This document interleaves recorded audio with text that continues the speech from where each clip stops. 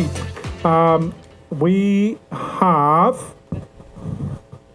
We have come to the last entrepreneur of the night, and then we will do a closing ceremony. So don't get too comfy and think that you're gonna start drinking and dancing straight away. Yeah, I know what you're here for. I know the real reason that you're here for. No, so we always leave. The entrepreneur asked me to introduce her like this. We always leave the best for last. So if she asks me to introduce her as that, the challenge has been set. She better be the best of the whole lot that we have today. A little bit of music. Go, go, go.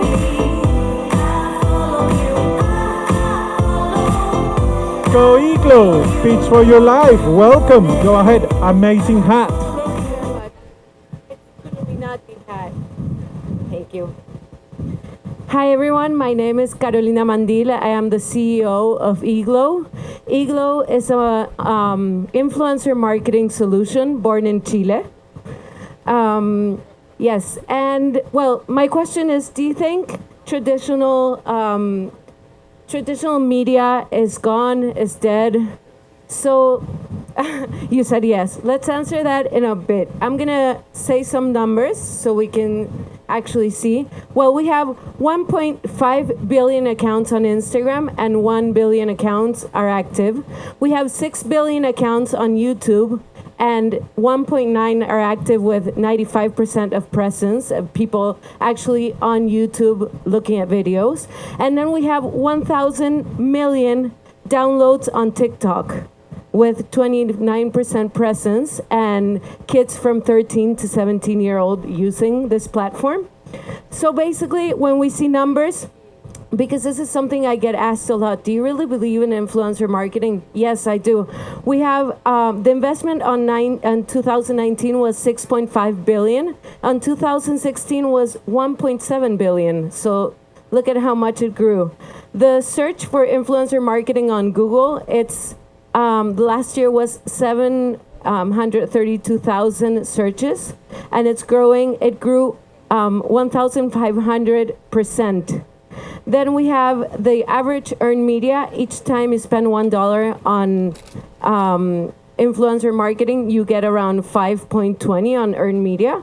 And also brand sponsor influencer content was 6.2 billion posts this year.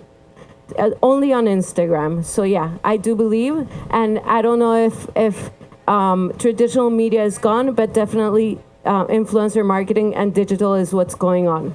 So let me tell you an example of our own. We did a campaign with Airbnb. We hired 6 influencers in Mexico. We target 4 locations, and we reached about 6.5 million people. We got in revenue $195,000. This was 39 bookings.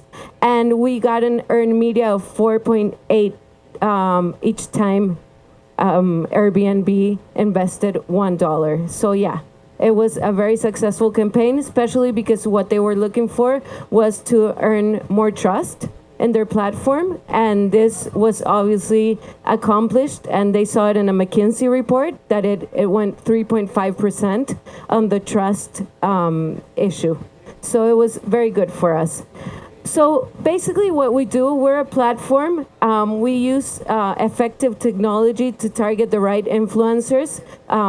Obviously, we have celebrities, we have different type of influencers, and we do campaigns on their social networks. What we do basically is first we search for these influencers on our platform. We have different type of metrics. We have general metrics, and then we have performance metrics. We can also see what brands they worked with.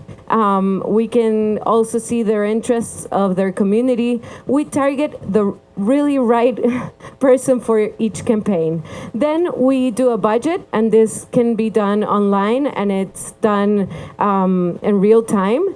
And then we start the campaign. We contact the influencers, and we have premium, and I don't mean premium, but advanced reports that basically what we do is we measure the ROI on everything that we do. So I would say we're cost effective and we have an excellent service. That's why we've been picked by all of our clients.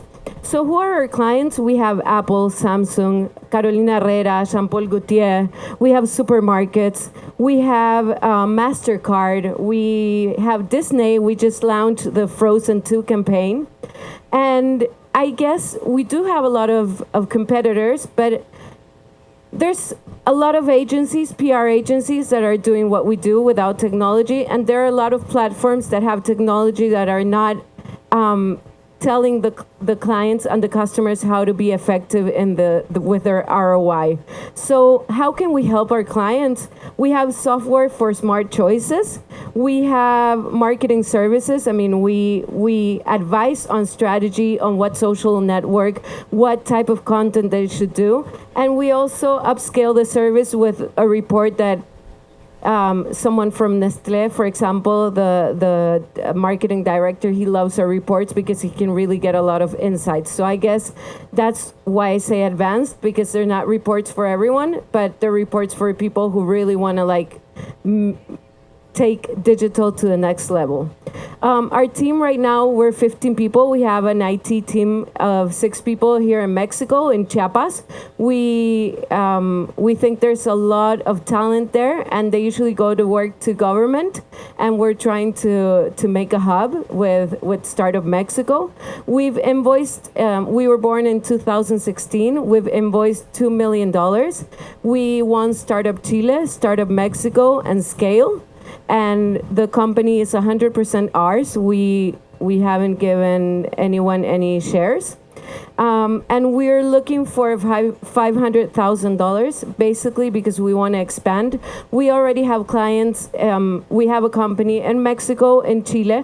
We have clients from Argentina, from Bolivia, and Peru. But we want to open Peru this year. And we hopefully Colombia as well. And we want to also do some big PR, because our clients in Mexico are Apple, Samsung, Carolina Herrera, Jean-Paul Gaultier, but really no one knows us in Mexico because it's so big that we really have to get some success cases. So we're also trying to integrate TikTok and YouTube this year. So our platform has the three main social networks. And well, my partner, Belu, she's here with me. We co-founded the company together. We had an idea. We love being women in tech because it's different, and it's so cool to actually talk about tech and not only get all these men looking at us. And she's also very strategic, and I'm very commercial, so we're a great match. So hopefully you guys want to know more about eGlow. Thank you very much for being here, and thank you very much for the speech. Thank you. Great. I do get lots of men looking at me. So first questions, here are 2 of them. Yes, congratulations, really a very nice business. I am wondering about scalability of the platform. Well, we are Instagram partners, but are you saying liability on Scalability. Technology? Oh, sorry. Well, we've been growing more than 50% each year. Actually, we were going to double our sales this year, but with what happened in Chile, the last 3 months, we only got I think everyone knows what happened in Chile. But we're trying to target big clients. I mean, what I like the most, for example, Nestlé is a company that usually doesn't have agency count, and now they started having influencer marketing agency. They don't want to do it through the agencies. They want their direct, because it's being such a part of their budget that they want to invest in companies. We also work with a lot of agencies. But every project is unique, correct? No, we have, for example, Pedidos Ya. It's our yearly client. Nestlé as well, La Crianza, Apple, Samsung. They don't have monthly fee, but they do have around 4 or 5 campaigns a year that they tell us the budget at the beginning of the year. Your company is profitable? Yes, we have. Oh, sorry, we have 14% of profit after taxes. Okay, we have like quite a similar company in our portfolio, and it's a profitable company. It's a good business, and we finance it with venture debt instead of venture capital, which is it's cheaper because it's less dilutive. I mean, it's like throwing stones to our tejado, no? But it's your company, and if it's profitable, I think there are better options than capital to finance growth, and especially opening a new office. Yeah. We'll talk later because this company in our portfolio, they are in Argentina, in Chile, Mexico. What's the name? Summit Road. Summit Road? Okay. It's influencer marketing leverage on technology for the same. The thing is that I don't think I'm only looking for money. I want maybe partners or people who are going to ask questions that I don't know the answer to, or a board of directors maybe once a month, because we've been doing it on our own, and I know we need to grow, and we need a bigger team, and we need people who think and can help us with that growth, basically. Yeah. How are you protected from somebody that would copy your model? I invite them to copy because all my tiers have been with a developing team. So, well, there's a lot of solutions, but I guess what we built is because I've been working in e-commerce 10 years. I was a marketing director for Living Social. And before that, I worked for plataforma de medios de pago.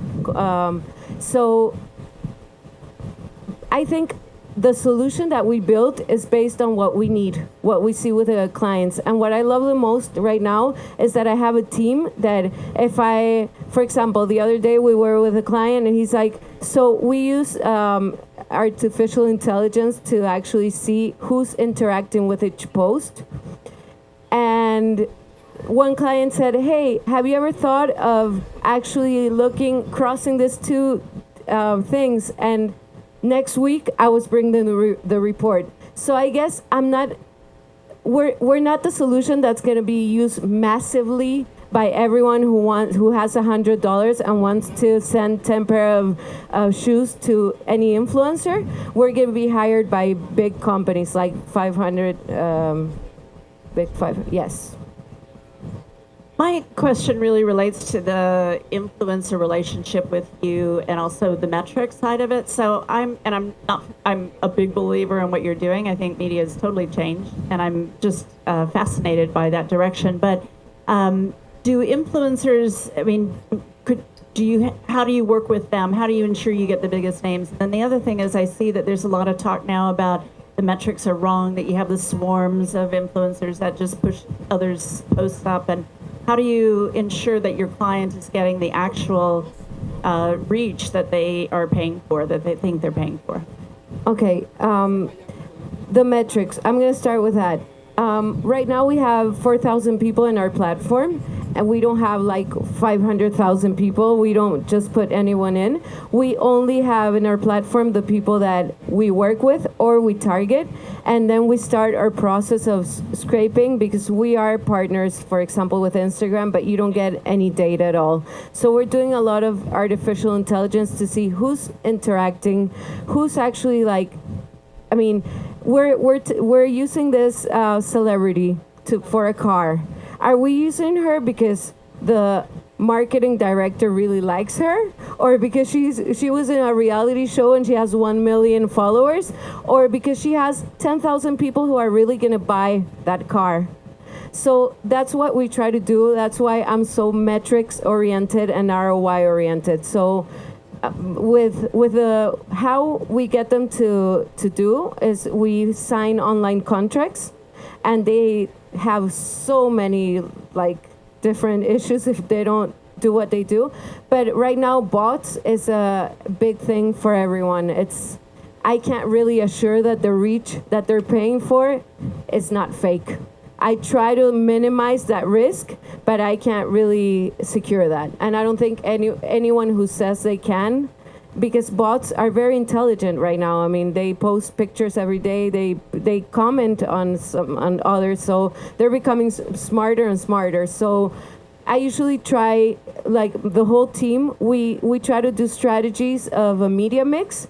So you have stars, shakers, which we call them, the ones that have less than 100,000 followers, that they shake your conversation, and then we have activators, which are maybe like micro influencers, that they're really like the people who you trust. So they all have different targets in the campaign. Great. I think with that, we're finished. Thank you very much. Thank you so much. With a magic hat. Amazing. Let me help you there with this. Okay. Great. Thank you. Thank you. Well, whilst the judges just make the final notes with that pitch, we finish the round of pitch until tomorrow. Pitches.